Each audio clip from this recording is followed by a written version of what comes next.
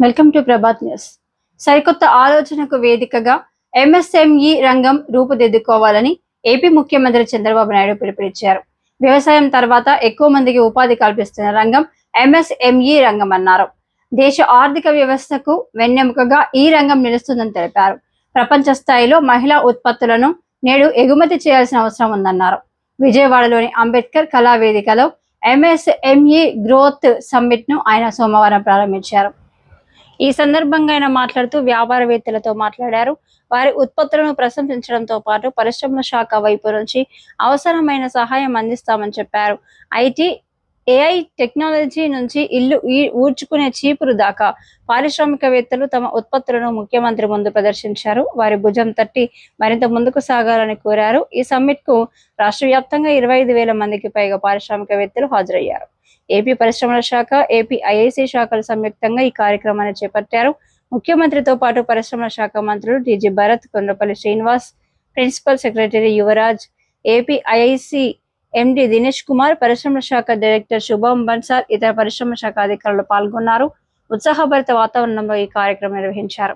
ఇదిలా ఉండగా ప్రకాశం జిల్లాలో ఒంగోలు నియోజకవర్గంలోని దశరాజుపల్లి, కందుకూరు నియోజకవర్గంలోని అయ్యవారిపల్లిలో, మార్కాపురం జిల్లాలో కలుజువ్వలపాడులో పారిశ్రామిక పార్కును ముఖ్యమంత్రి ప్రారంభించారు. ఒంగోలులో జిల్లా కలెక్టర్ రాజబాబు, స్థానిక శాసనసభ్యులు దామచర్ల జనార్దనరావు పాల్గొన్నారు. అయ్యవారిపల్లిలో స్థానిక శాసనసభ్యులు ఇంటూరి నాగేశ్వరరావు, కందుకూరు ఆర్డీఓ హిమవంశి పాల్గొన్నారు. కలుజువ్వలపాడులో కలెక్టర్ విజయ సునీత, మార్కాపురం శాసనసభ్యులు కందుల నారాయణరెడ్డి పాల్గొన్నారు. ప్రకాశం జిల్లాలో రామాయపట్నం పోర్ట్, బీపీసీఎల్, ఇండోసోల్, జిందాల్ వంటి పెద్ద పరిశ్రమల రాకతో పారిశ్రామికీకరణ వేగం పుంజుకున్నట్లుగా ప్రకాశం కలెక్టర్ చెప్పారు. వీరికి అనుబంధ పరిశ్రమలు కూడా వస్తున్నాయన్నారు. ఈ పరిస్థితులను దృష్టిలో పెట్టుకుని వాటి అవసరాలు తీర్చేలా ఎంఎస్ఎంఈ పార్కుల ఏర్పాటుకు ప్రభుత్వం ప్రాధాన్యం ఇస్తున్నట్లు తెలిపారు. కందుకూరుకు సంబంధించి అయ్యవారిపల్లిలో 100 ఎకరాలలో, ఒంగోలు నియోజకవర్గానికి సంబంధించి దశరాజుపల్లిలో 5 ఎకరాలలో ఏర్పాటు చేస్తున్నట్లు చెప్పారు. దశరాజుపల్లిలో ఈ పార్కుకు అవసరమైన రోడ్లు, కల్వర్టులు, డ్రైనేజీలు వంటి మౌలిక సదుపాయాలను 5 కోట్లతో అభివృద్ధి చేస్తున్నామన్నారు. ఒంగోలు ఎమ్మెల్యే మాట్లాడుతూ స్థానిక సూచనల మేరకు కరవది, వాలేటిపాలెం గ్రామాలకు కూడా అనుసంధానం పెంచుతుందన్నారు.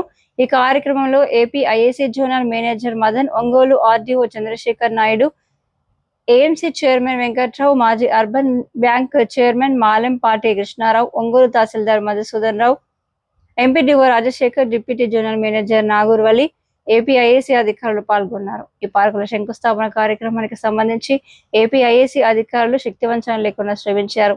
ఇలా ఉండగా ఈ 3 పార్కులను సత్వరం అభివృద్ధి పరుస్తున్నామని, మౌలిక వసతులను ఏర్పాటు చేస్తామని జోనల్ మేనేజర్ మదన మోహన్ ప్రభాత్ న్యూస్ కు తెలిపారు. తక్షణం టెండర్లు పిలిచి రోడ్లు, మురుగు కాలువలు, విద్యుత్, ఇతర సదుపాయాలను కల్పిస్తామని తెలిపారు. దేశంలో మొట్టమొదటిసారిగా 175 నియోజకవర్గాల్లో 175 ఎంఎస్ఎంఈ పార్కులు ఏర్పాటు చేసే లక్ష్యంగా ముందుకు పోతున్నాం. ఈరోజు శంకుస్థాపన చేసుకున్నటువంటి 38 కలిపితే 138 అయ్యాయి.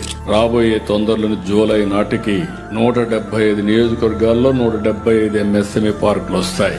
ఇవి కాకుండా 550 ఇండస్ట్రియల్ పార్కులు ఉన్నాయి. మల్టీ ప్రోడక్ట్ గాని, స్పెషాలిటీ గాని, ఇవన్నీ 550 ఉన్నాయి. ఈ సందర్భంగా రైతు సోదరులందరినీ అభినందిస్తున్నా. ఆంధ్రప్రదేశ్ లో ఇండస్ట్రీ కావాలంటే రైతులు సహకారం అమోఘం. మనస్ఫూర్తిగా మీరు చూస్తే ఒక్కొక్కసారి చాలా తొందరగా ఏ ప్రాజెక్ట్ కావాలన్నా భూమి కావాలి. చాలా రాష్ట్రాల్లో ఇవ్వలేకపోతున్నారు. ఈ రాష్ట్రంలో మాత్రం ఎలాంటి ఇబ్బంది లేకుండా రైతులు పూర్తిగా సహకరించారు. వాళ్ళందరికీ మనస్ఫూర్తిగా మరొక్కసారి అభినందిస్తున్నా, ధన్యవాదాలు తెలియజేస్తున్నా.